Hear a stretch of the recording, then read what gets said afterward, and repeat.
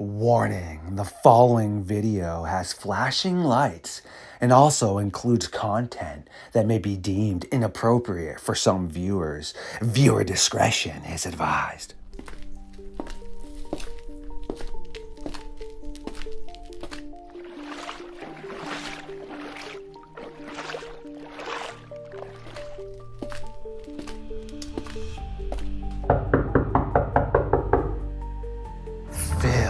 From Dogman Teepee hunting.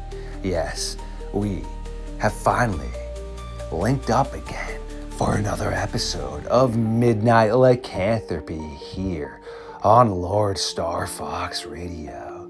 We have some very interesting topics we shall be covering tonight, yet I have been sleeping for so long, and Dogman Teepee hunting has brought me something I can feed on.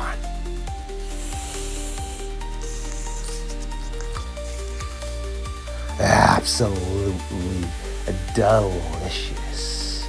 Now that my shackles have been released and my power sources have been fully tapped into, it is once again time for Phil and LordeStarfox to march into the madness.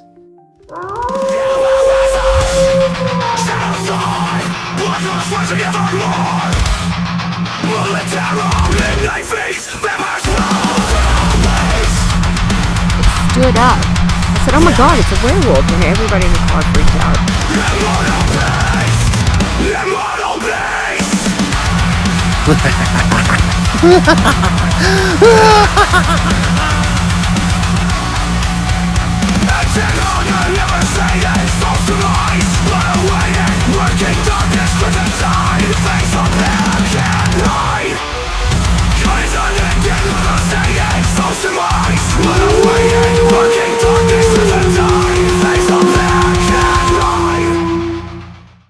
Once again, you are tuning in to Midnight Lycanthropy here on LordeStarfox Radio. Dogman Teepee hunting. Yes, aka Phil, a really good friend of mine from Europe. Yes, he is also a bi-weekly host who does find his way into the Fox Den more often than not. We again sit around the late night fire and churn the timber into the early hours of the morning. You are officially tuned in to the Midnight Society Stomping Ground. Phil, my guy, how you doing, bro? I'm good, man. I'm trailing the timbers, man. Yeah, it's a lot of timbers to churn, dude. Yeah, no, really good, really good. Thank you very much. Thank you for having us on. Really good to be back on. Yeah, you are a super busy guy, so it is definitely good to sit down and catch up for sure. I know you've been getting out and about finally, which is good. I've been watching your stuff when I can. As soon as I get a little bit of breathing room and, get up to potentially monetization, knock on wood, then I can sit back and invest a little bit more time into others that have invested time into me, meaning like Jessica Jones has me as a mod on her page to help out with her videos. I always do tune in. I have her up on my TV. Thing is, I cannot really be that active in her chat to help her out unless I'm on like my tablet or my phone or such, but I just do everything from my phone and tablet right now. Moral of the whole story is I'll definitely be more active in people's chats when I can, for sure. Yeah, that's why I urge people. Whenever I'm browsing YouTube, I always, if it's something that I know that I enjoy watching and I like, I actually do give a thumbs up. And I urge people, like kind of with this episode, just give it a thumbs up. If you haven't subscribed, subscribe as well, because do you know what? There's an awful lot of work that goes into. I know how hard Kenny works. Kenny works really hard. If he's not doing the actual podcast itself, where he's getting guests, he's having co-hosts like myself, he's editing, and that takes forever. absolutely forever. And so I always like, urge people, just like it, dude. Just like it. It doesn't cost anything. Like and subscribe. It doesn't cost anything. And you know what? It helps so much. You know, with if anyone goes on my channel, I always say, no, please just like it. And another really cool thing, when you say subscribe, I just found this out. Live and learn. When you say the word subscribe, the little subscribe button lights up. Oh, really? That's cool. Yeah, yeah. So next time you're watching, one of Kenny's videos, Kenny just got to go subscribe, and the like button will light up, and that is an indicator for people watching. Boom, just press it, dude. Cool. Whoever's watching, Excellent just stuff press right it. there. That's so cool. Other than that, no, just been yeah, I've been up and out about in the woods and forests. So I've been to a local forest, Epping Forest. One of my first ventures out, really, for quite some time, because I had a busted leg, if you like. I had a hip replacement. So, because yes, I am old. But I like to get out if I can. It's good. It's almost like a kind of a band-aid for my soul. It Of kind of course, man. it helps an awful lot getting out there, getting away from people. And that sounds awful, but it's really nice to sort of just get away from the mobile and everything else which is going off and people talking. I don't have to, kind of communicate with anyone. It's brilliant. It's quite nice. Ah, So that's really cool. Found a lot of structures, and oh, brings me on to subject, actually. I'll tell you what it brings me on to. When I was out, I felt a presence. Okay, so there was a familiar presence that I felt, and I thought, and it was in this.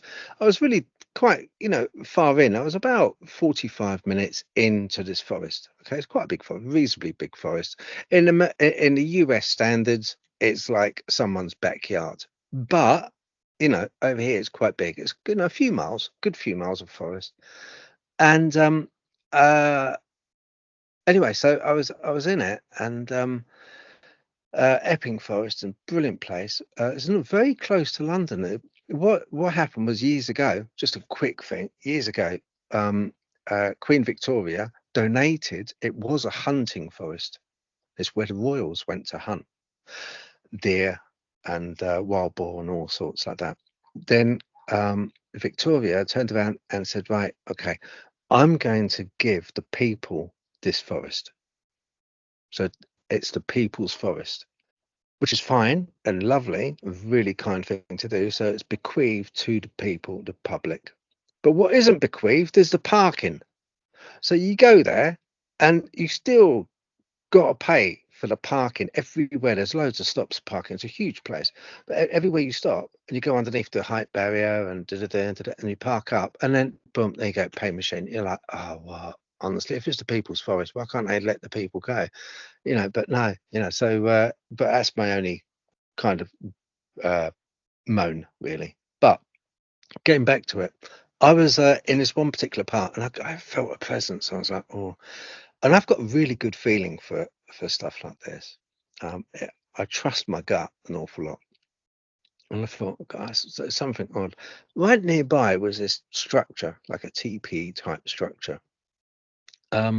45 minutes in, right in the middle of a forest, and you have a look, and it's made up of a large branch which has been bent, and it's been bent across, worked, wouldn't grow naturally like this. So it's been bent in an arc, and then goes down and then is dug into the ground, the tip of it. And then leaning up against it, actual spine, which is quite thick, it's not a small branch, it's a quite a big branch. Leaning up against it is all of these other branches which have not been cut down. They've been gathered. They're windfall, they're widow makers, if you like. And they're kind of, they've been gathered up from the forest floor. So someone's broke their back man. They broke their back picking this stuff up. But it's so much easier just to sort of take a bow saw and just like chop a branch and put it up if you want to make a bushcraft. But no, this thing just like being gathered up and then put, against this central spine to make this teepee structure. I know in the States you have some real massive ones as well. So at this thing, and I thought, well, that's definitely not bushcraft because there's no ferns, there's no coverage at all on it. There's no weatherproofing at all. So anyway, I'm looking and carried on. Found a few other crazy structures further on into the forest, and I thought, there's something going on here. That's really weird. So got home, and then I was editing the film, as we do. You know this, Kenny. So I was editing. It took the best part of a day, man, to edit Preaching this to the video. choir, bro. Oh, I was like, what the hell? Seriously, it's like, oh man. And you kind of, I say to myself, well, yeah, there's no way I'm going to land 3 hours of footage, So I try and condense it down and get rid of all the superfluous stuff, the stuff that doesn't really count, stuff where nothing really goes on. I'd kind of like get rid of that and then edit it down into about an hour. And I think that's sizable enough for a video of investigation video. So done that. But as I was going through, when I was walking to this one teepee that I just described, on the video, you can hear a plane going over. But then very definitive, you can hear a voice. Can't quite make out what it says, but it's a deep voice. And funny thing is, I've heard that voice before. I've heard that voice quite a few times before in my life. The exact same voice. Last time I heard that was at Camberwell Cemetery in London. I was going around Camberwell Cemetery, saw this Type 1 Dogman morph off into space, into just thin air, just morphed out. Got it on video, and I also got on video this sound of this same voice, and that was in a cemetery in London itself. So I edited the video and I thought, I've got to highlighted the voice a little bit, I sort of brought it out from the background, and it's definitely a voice. And I thought, wow. And it made me think, look, with all the interactions on my, it's not necessarily mind speak. I've actually heard to the point of recording voices. And I'm not talking ghosts here. I'm not talking paranormal. I'm talking Dogman. I'm talking animal voice. I have a feeling that I like to call it a guardian, because a lot of times I hear the voice, it's helped me and cautioned me and stopped me going into a certain place, or stopped me going to a certain place, or come away from a place. And that feeling, you just get sort of when 2 and 2 gets put together, and you kind of like, you get that gut feeling where you just know where the voice is coming from. And when you've been investigating in forests at night, in the daytime, and you've taken video, you've had audio of wood knocks, you've had howls, you've had audio of howling, you've had video of the black shape, peripheral going through the vision, 100 miles an hour through the wood, which nothing could do because it's full of brambles and everything else. And you get this sort of stuff. And I mean, if anyone wants to know, then you can always check and see that what I'm saying is right. This is not some work of make believe. It's not some fairy tale.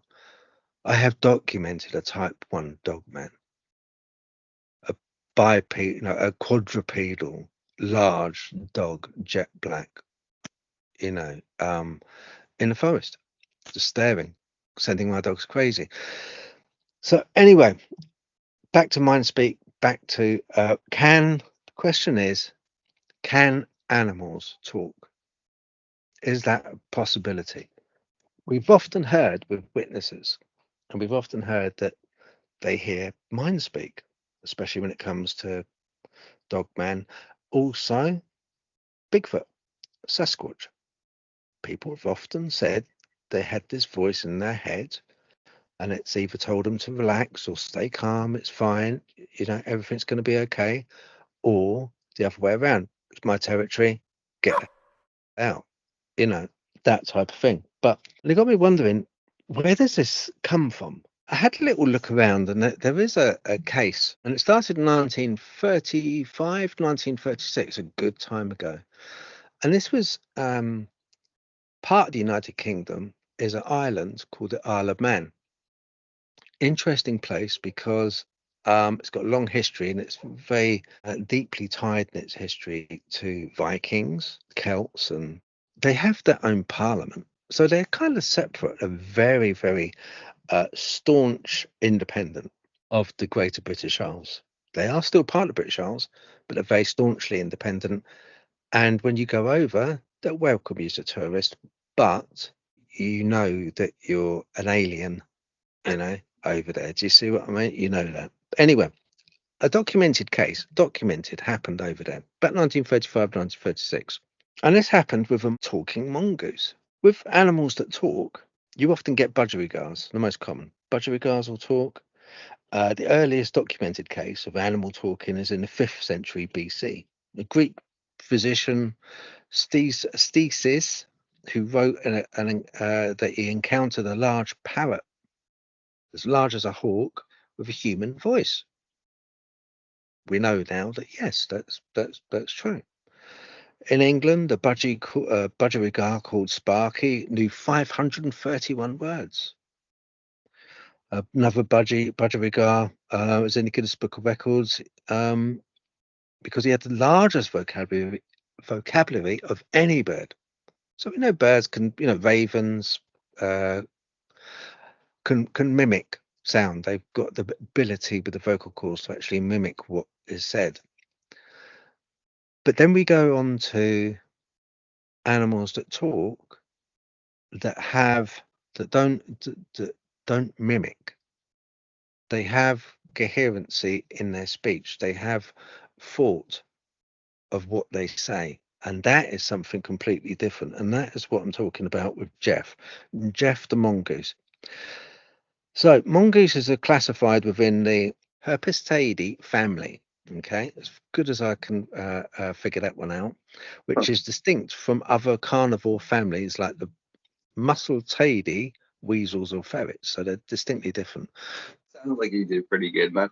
I'll take that one. I'll take it. That's fine. Okay. 1932, Geoff began rabbits. Okay, now on the Isle of Man, there was a small holding. Not exactly a farm, but a small holding.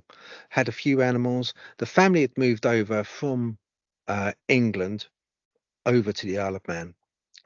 They kind of like semi-retired over there, but they still running, a small holding, selling eggs. They had some dairy, some sheep, So it's kind of like they were leading a nice life. And as I say, they were kind of like retired over there. They kind of like took a step back from their busy city life that they had. And which makes it all the more viable, this story, because, when you take it into context of what happened to them, you'll soon see. 1932, Geoff began rabbits for a local family, namely this family with a small holding, and left them on the wall outside their home. So the rabbits were Geoff had caught a lot of local rabbits and placed them on a wall outside this family's front door. So many rabbits, in actual fact, that the locals in the town were saying, "Where's all the rabbits gone?" Because, of course, people were used to skin them and eat them. So Geoff caught so many for this family, he stacked them on the wall and just left them for the family to have. It's almost like, there you go, it's a present for me, but lots of presents. 1934, Geoff, this mongoose, began making trips to the nearest town.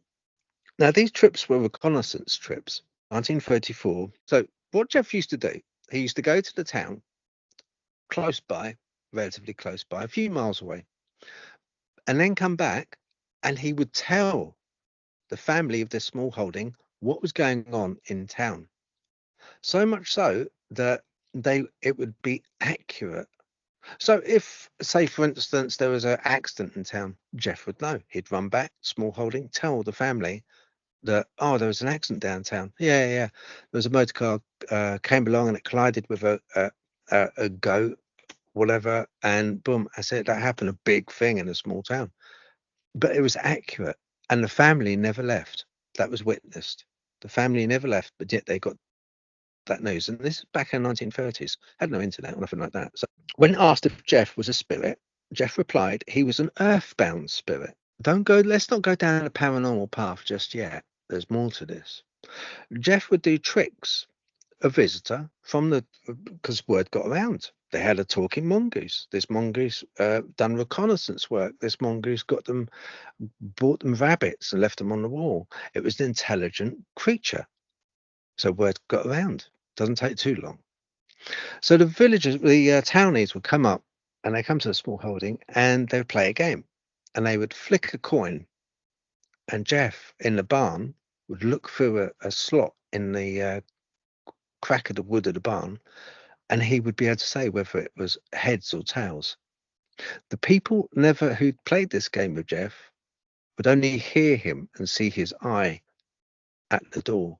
They wouldn't actually see him. Geoff was very shy, which is sus. I get it. It does sound sus. So on photographs, people started saying, God, I've got to take a photograph of this Geoff, especially if we can take a photo of him talking. That'd be brilliant, you know? Got to at least take a photograph. Every photograph they would take, he would run away just as the shutter would close. Witnesses would say he'd stay there, pose. As they would press the shutter button, he would disappear and go.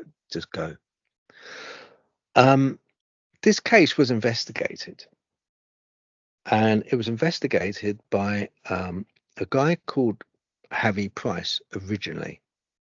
Harry Price in the UK was a very well-known parapsychologist, one of the first, if you like. He was, if I remember rightly, he lost his mother, and from that day forth, he was interested. He just had this fascination with the afterlife, and this case was brought to his attention. And Harry Price said, right, okay, I'm going to pack up, get my suitcase, and we're off to the Isle of Man we go. So he went over, he visited the family. When he first got there, they said, oh, Harry, we're ever so sorry, but, you know, Geoff's left. He'll be back. He said it'd be a few days. So Harry waited. And then one morning they came in and said, oh, Harry, Geoff's back. So he would call out to Geoff. After about a day and a half, he started getting sounds coming from the wall, scratching, sounds coming from the cavity of the wall. Very off-putting at first. He was like, oof, what's going on? What is it? And the family said, it's Geoff. You have to you have to say hello to him. Knock on the wall and say hello. It's okay. Don't be scared. Introduce yourself. So Harry said, yeah, okay then, I'll introduce myself. He did. Geoff started talking to him. Now, Harry Price, in the 1930s, is a bit like Houdini, in a way. Houdini was fascinated with the afterlife, and Houdini was fascinated in the truth. And he would go to great extents to find that truth. And he would debunk a lot of psychics, mediums, other people that put themselves up and forward, that they're in contact with the afterlife. He didn't care about people losing face. He wanted the truth. I admire that of Houdini, and the same goes for Harry Price. He wanted the truth, and he went on a lot of investigations, and he found the truth. And a lot of cases, Harry Price debunked a lot of cases because they were just make-believe, hokum. This case he couldn't debunk. There was parts to this case which he said baffled him, absolutely baffled him. He never got down to the bottom of what was going on. He spoke to the family at great length. The daughter was intriguing because they had a youngish daughter. She was about 12 or 13 at the time. But get this, she was her hobby was ventriloquism. So of course Harry would be like, "Oh, I see, ventriloquism. Okay, right." So it could be, couldn't it? We don't actually see Geoff talking, standing up and talking. We just see him or hear him behind a wall, behind a panel in the barn. So could it be the girl? That's what Harry thought. But then the voices of Geoff would start with the girl still in the room by the side of Harry. So he couldn't put it down to that. The voice was still, unless she had a knack for projecting her voice beyond into the wall, the cavity wall, it couldn't have been her. But she was still a suspect. So a little later on, a friend of Harry Price, called Dr. Nandor Fodor, he received a letter from that family. They heard about Nandor. He was Dutch and staying in England at the time. He was doing lectures. And they got in touch with him and sent the most bizarre of letter, the most bizarre of letters. And they said, look, with Geoff, we understand that you investigate the paranormal, and we'd like you to come over. It's not exactly paranormal. We have to warn you this. We don't know how to class it, but it is a talking animal. Nandor thought, first of all, talking animal, yeah, like we would, budgerigar, even a crow, raven, something that was vocally capable, but to mimic human voice. No. In the letter, it wasn't that. And it was Harry Price has been. Harry Price doesn't understand what's going on either. Could you come and just take a look for us?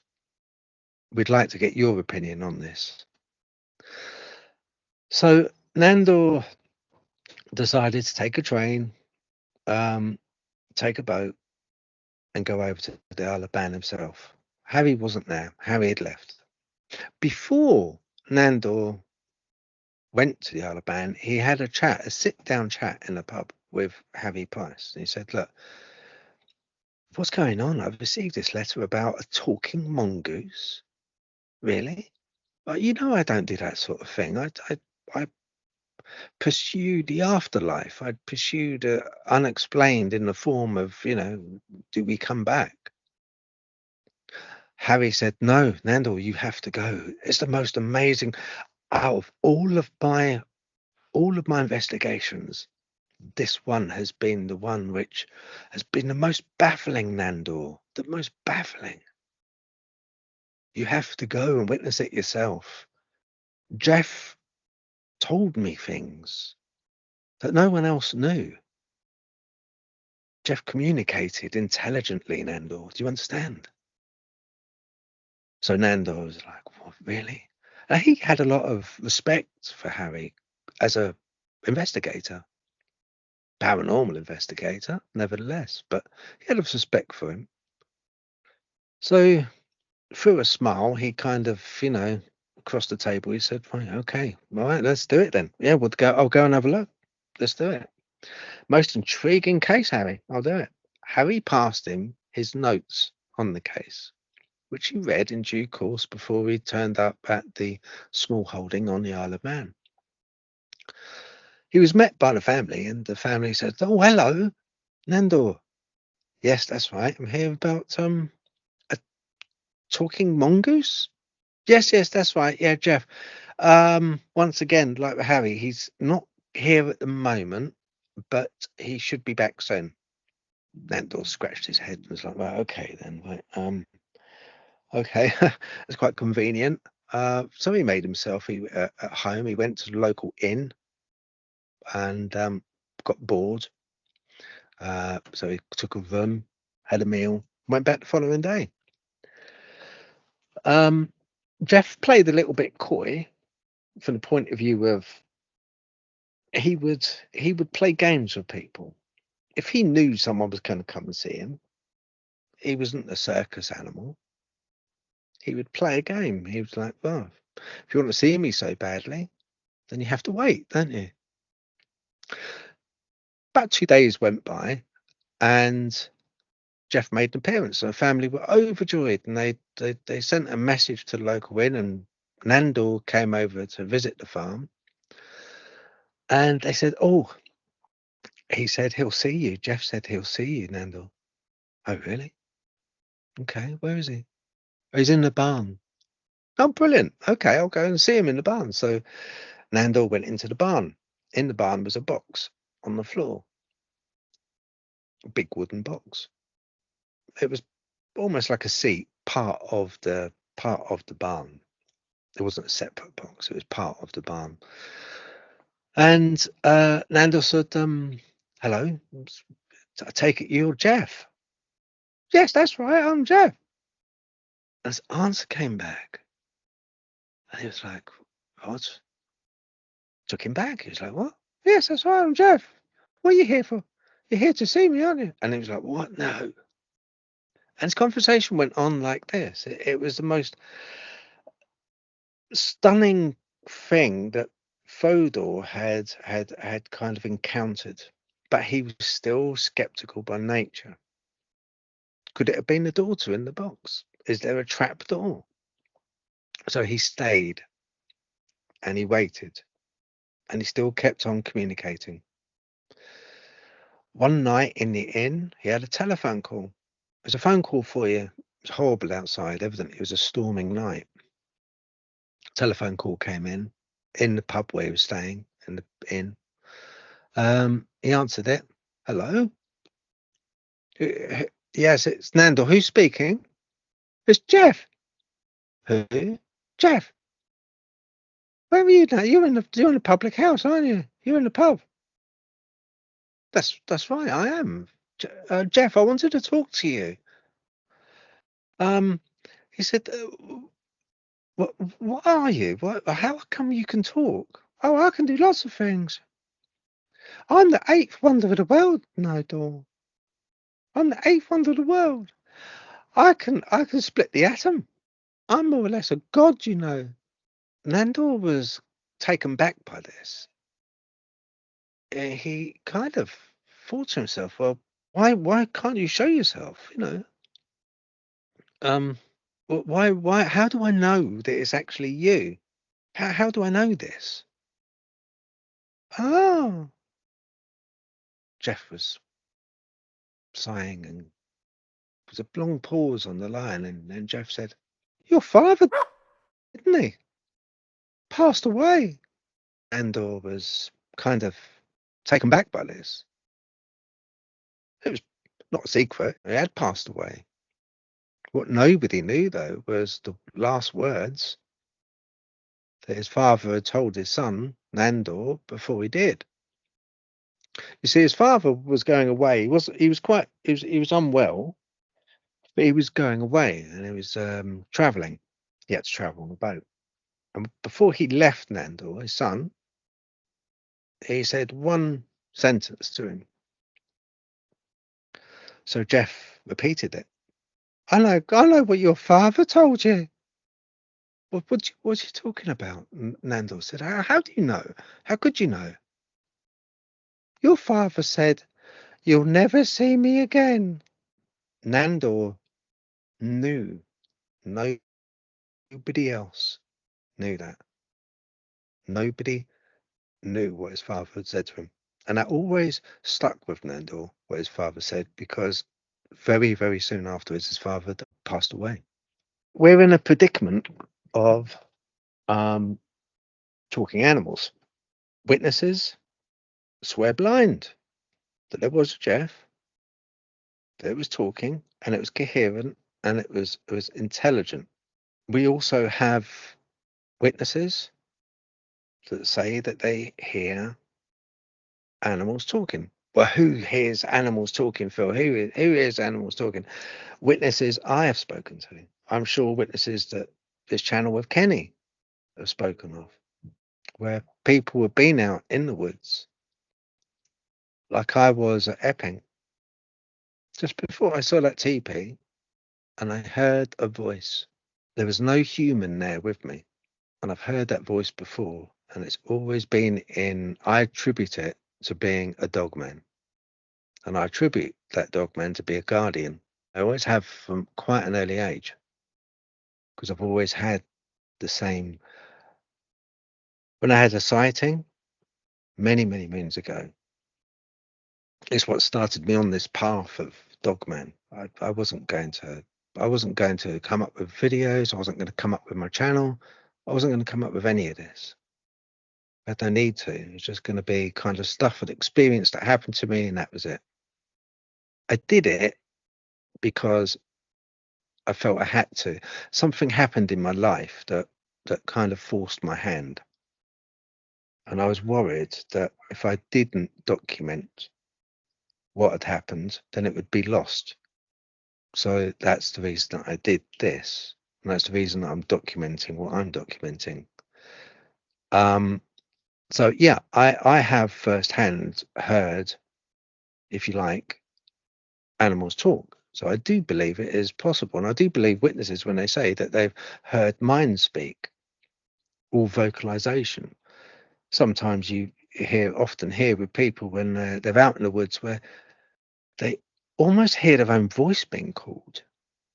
Missing people, which do kind of, appear in miles and miles away from where they disappeared, will often have said that they follow the sound of someone calling them. So there is a part of this story with Geoff which does ring true.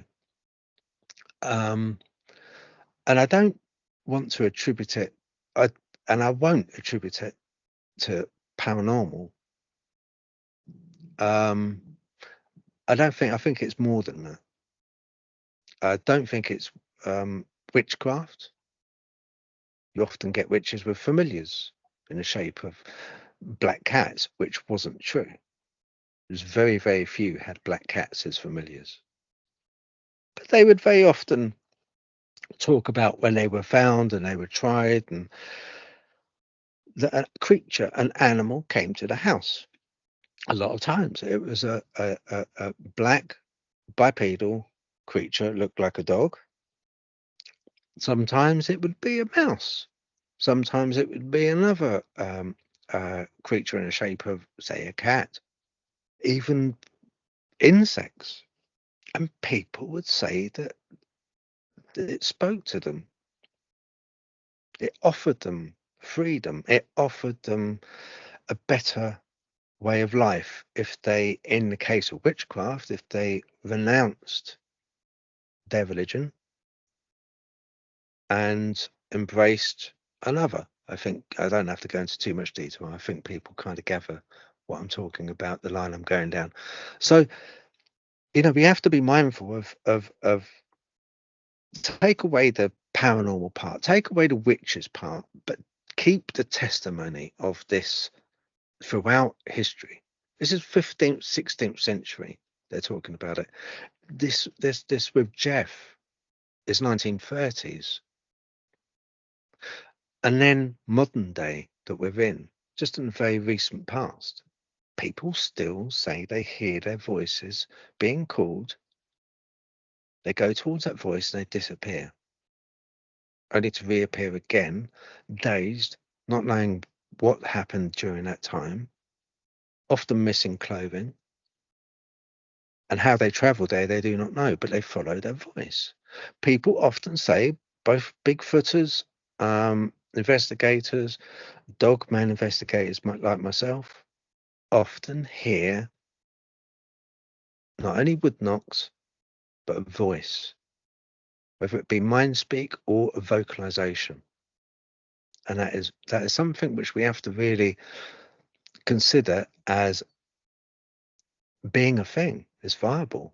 It's witnessed. It has been witnessed. It goes back a long time. So I think when people say, "Oh, do animals," and they scoff, or do animals talk really? It sounds bizarre. I get it. It sounds absurd, but we still hear about it. What do you reckon, Kenny? That is some excellent stuff right there, my friend. I do have a couple quick questions for you before we do let you get back to things you need to attend to. Whatever Yeah. happened to Geoff is my first question. Is he still around? The family left the farmstead, the homestead. They left in the 1942, 43, I believe. And there was a lady that was interested by the stories. Oh, I've forgotten her name, but if you Google it, you'll see.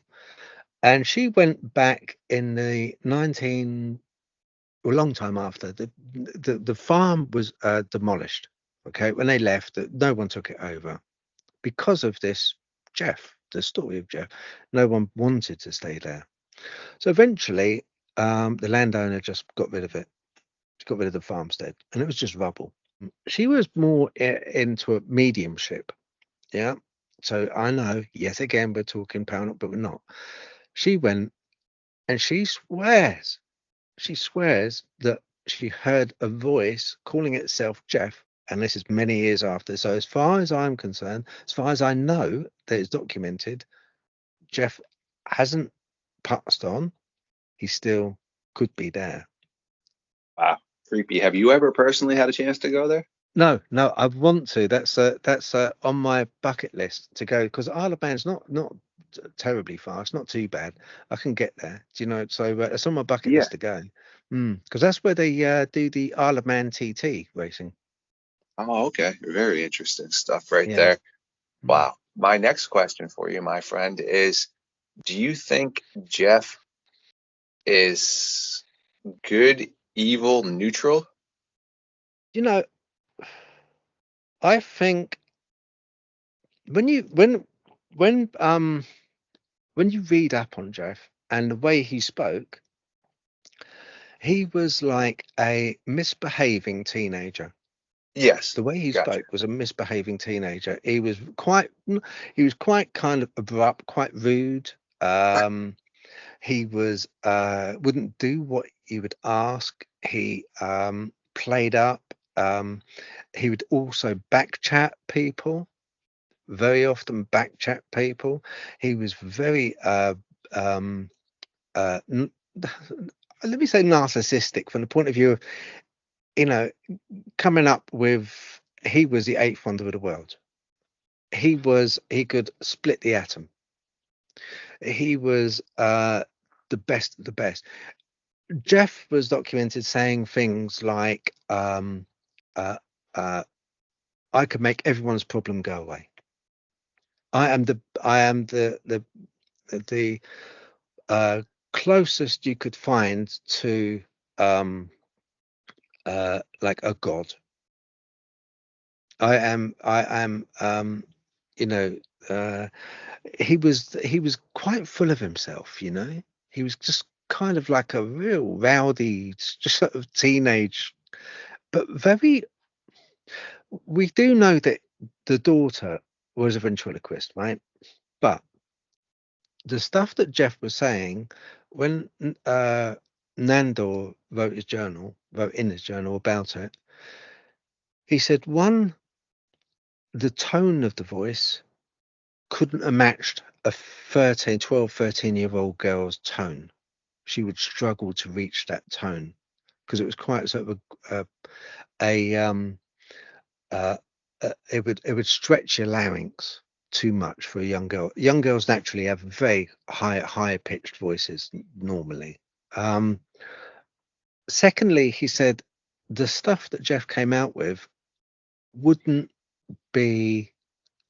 It would be something which you would expect from uh, a, a male. It would be a lot more. let's have a thing. It would be a lot more boisterous. A young girl wouldn't be boisterous in a manner of back chatting.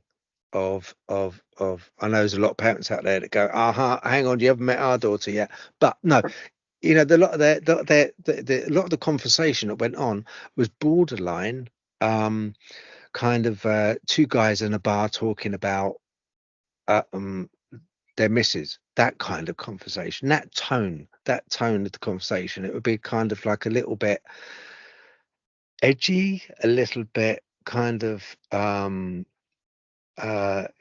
risque, you know, not something naturally which would be coming from a prepubescent or a teenage girl. It would be more pub talk or barroom talk. That's the conversation, essence of the conversation, when you read into the notes that Geoff had with both Nandor and with Harry Price. And Harry Price also documented this, because remember, these people are not in it to sell books. They weren't in it to sell books. So first and foremost, both Nandor and Harry Price were renowned investigators. They were investigators, and they had a reputation. And whereas nowadays it's easy to gain a reputation because it's so accessible to put yourself out there. Do you see what I mean? It's so easy to grab hold of a microphone, come onto a show, or to grab hold of a microphone and create your own show. And after a little while, you gain a reputation from maybe a small circle, maybe a large circle or group of Facebook page or whatever it is, whatever page it is, YouTube page. You get a YouTube channel. You'll get a covenant of people following you. So your reputation will grow. But back in the day when they didn't have the accessibility of media, their reputation was in their investigation. It was purely and simply in their investigation of what they wanted to find was truth and not. And when they went to these places to see Geoff, both of them separately, which is a key point because they were separate. Harry, when he went, first of all, had no idea that Dr. Nandor Fodor would be going at a later date, a couple of years later. He had no idea. He just went to investigate, and that was his findings, which mirrored the same findings Nandor had when he went 2 years later, and they wrote them up in notes, not on internet. They didn't publish it on any pages. They didn't do anything like that. They had no big, huge following. What they were accountable to was academia. They were accountable to professors. They were accountable to the press. They were accountable to people of good standing. Do you know what I mean? People that kind of their time could absolutely trash them. Whereas here now with us, I can say about my stories, and after tomorrow it'll be history. People will forget about it, move on. You kind of like, things are quite transient because it's a very fast moving kind of, you know, and it's only documented either verbally or visually, and it's fast moving, and something else replaces it.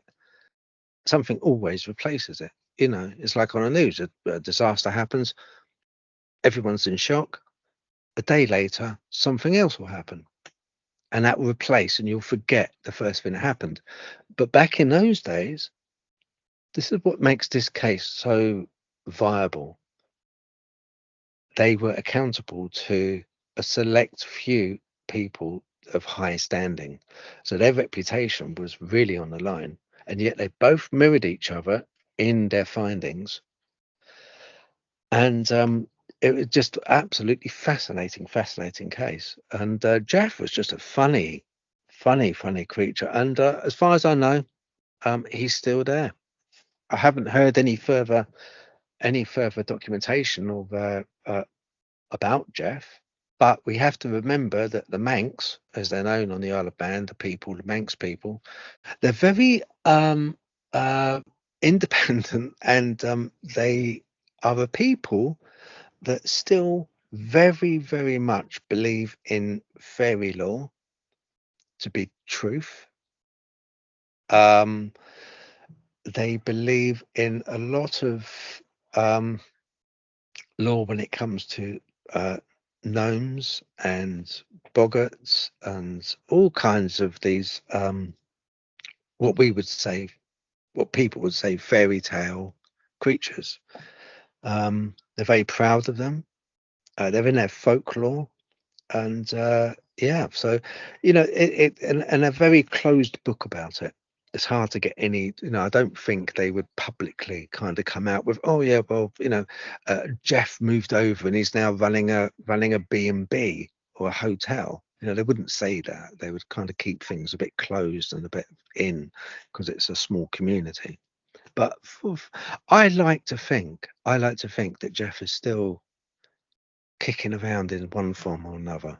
Excellent stuff right there, man. Wow, creepy attack. My very last question for you is, what do you feel like Geoff was? Do you feel like it was an actual animal like my squirrel? Or do you think there's something else involved up in there? Maybe a person at a point in time that got like changed into this, which would solidify the attitude based. I don't know. I mean, if we understood animal talk, like when my squirrel's making noises, who knows? Maybe she's talking smack to me. I just don't understand, you know? That'd be so funny, wouldn't it? Just squirrels start coming and go, "Where's the food, dude?" Well, that's what I'm Where's the saying. So I nut? think she's making noises saying, "Oh, I love you," but she could be like, "F you, man. This stuff sucks." Yeah, this stuff sucks, man. You're always stuck to that editing, or you're stuck to the microphone, dude. There's a world out there. There's a Right? world out there. That's what I'm saying. Who knows? She could be saying all that stuff, man. So I just don't know. Yeah. Yeah, she could well be, yeah. Oh, it'd be lovely if she was, wouldn't it? That'd be great. Right? Yeah, in answer to the question, I've strongly believed that what we're dealing with here is as much. I think it's the witchcraft part. When I mentioned about the witchcraft, I believe that is true. The imps, as they used to call them, they came to the house and they spoke to them. I absolutely believe that. Matthew Hopkins and John Stone are talking about these documentations that they took, and these what's the word, witness testimonies from these ladies. These things are absurd to mention. If someone said to me, "Oh, Phil, it'd be much easier for me to say, do you know, I'm pretty sure it was a ghost." Because it's nondescript, there's nothing, it's ethereal, there's nothing there. I can blame it on that. I can blame it on that really nicely and tie it up, put a bow on it and call it a ghost. But when we're talking about Geoff and we're talking about creatures that talk, then that kind of tethers the person talking about it with a label. And a lot of times that label is kind of, oh, they must be mad. No, I think these creatures that talk do talk. Now, it may, before you kind of roll your eyes up in your head, hang on a minute. I think a lot of times when people say they mind speak and they hear mind speak, I think that is a big thing to do with it.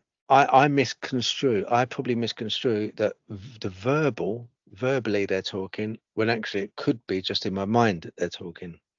And I think that it doesn't mean to say that I'm hearing voices, just random schizophrenic type. No, it's not that.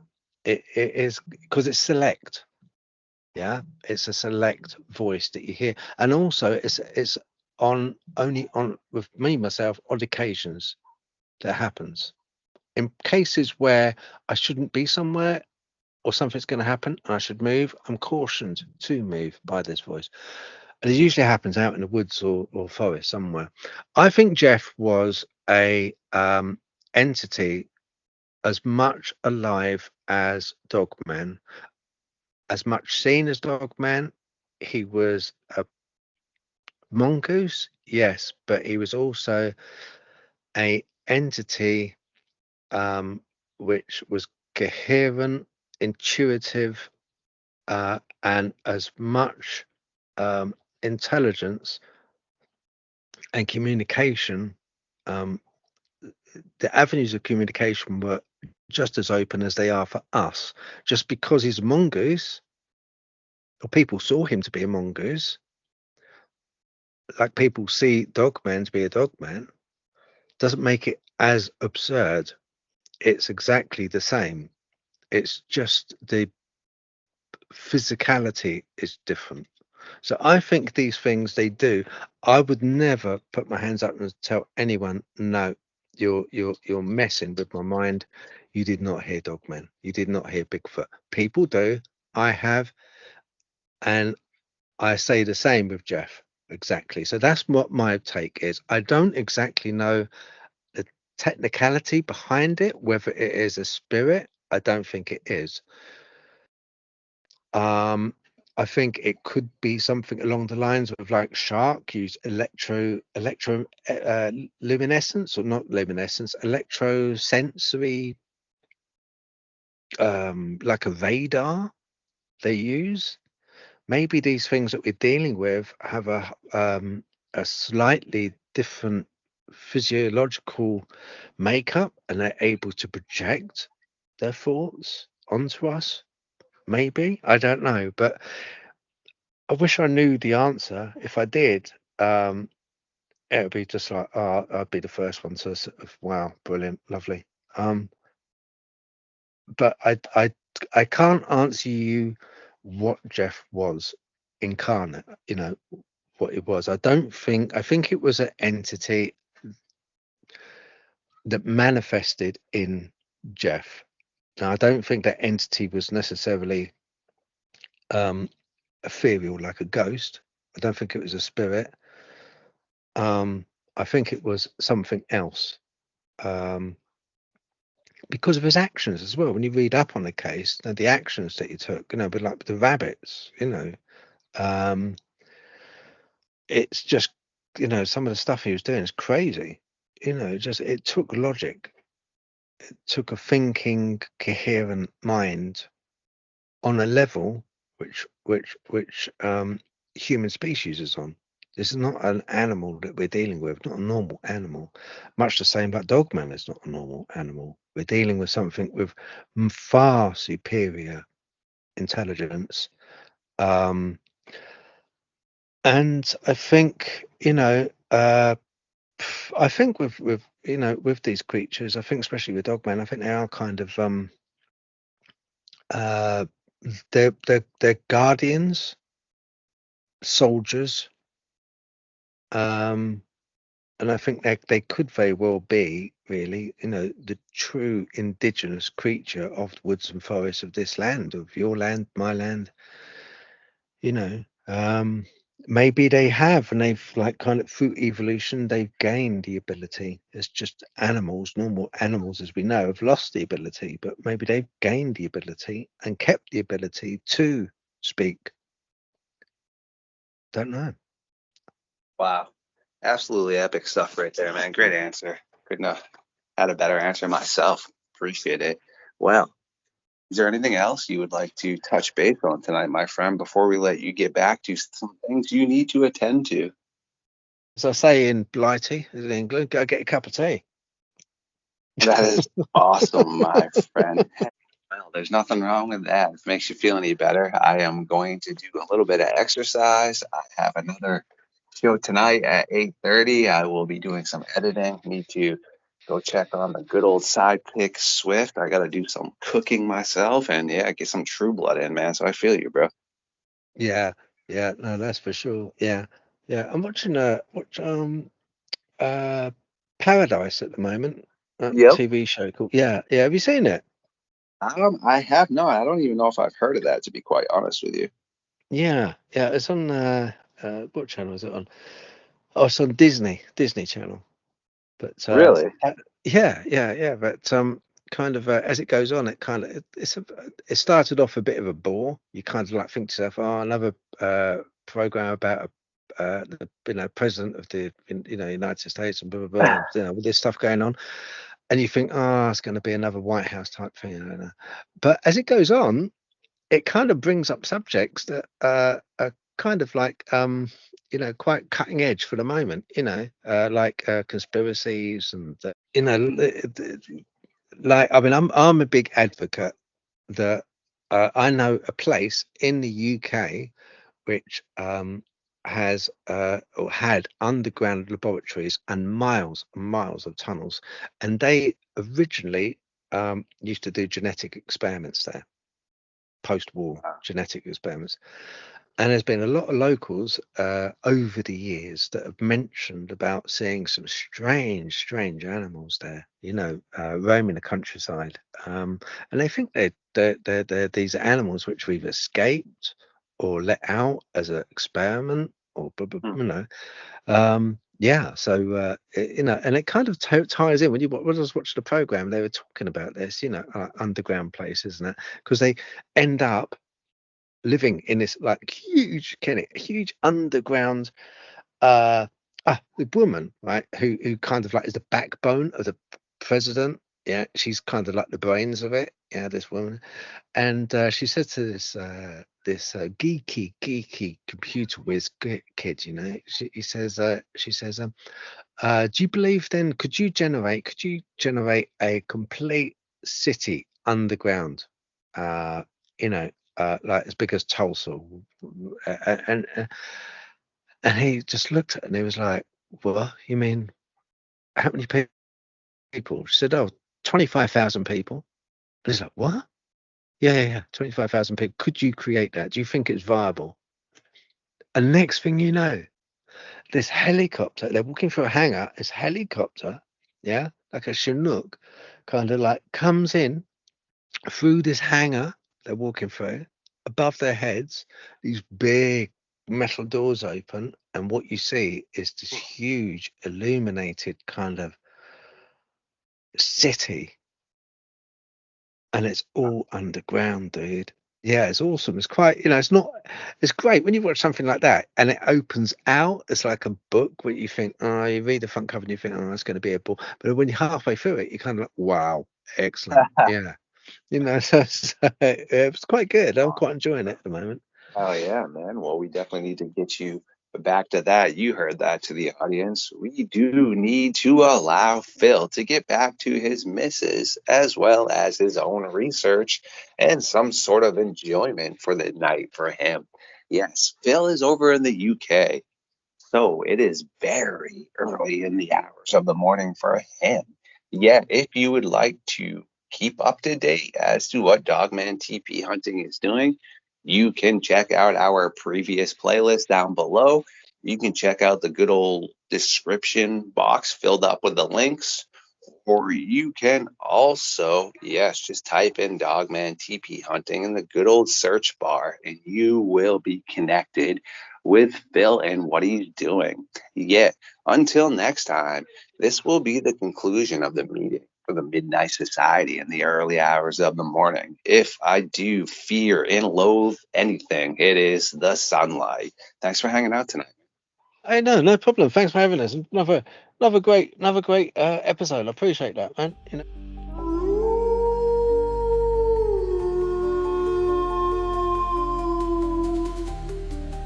Oh, my creatures of the night, I do adore every single one of you.